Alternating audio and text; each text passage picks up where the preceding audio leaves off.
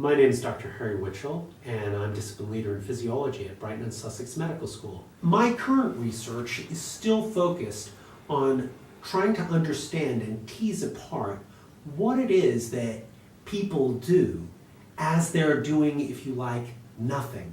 What it is that people do when they're engaged versus what they do when they're bored. I think the most interesting but the most far out thing is human-robot interaction. I think not immediately, but in the distant future, there will be a need based on demographics that people will need caring for. As our society becomes more atomized, there are fewer and fewer extended families. The older people in society who are less able to look after themselves will need some kind of companionship and looking after. And people talk about companion-based robots. You can even see the beginnings of this trend in Japan. And one of the things that companion robots will need to be able to do is they'll need to be able to judge emotions and particularly how engaged or bored people are just by using nonverbal signals, which is what all of us as people can do all the time. We all are making judgments about whether other people are interested in what we have to say or less interested.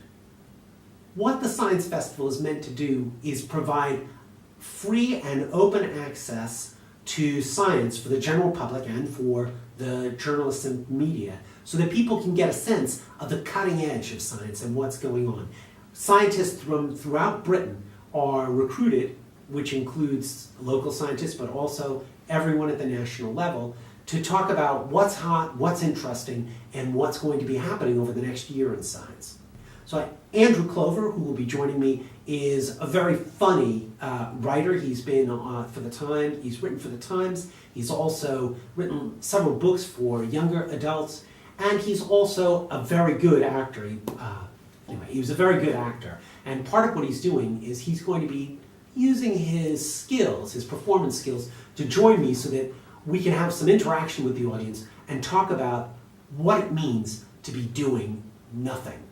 If you think about sharks which are always swimming, or people when they sleep they move around, you're always moving your chest when breathing, there is no time when you actually are doing genuinely nothing.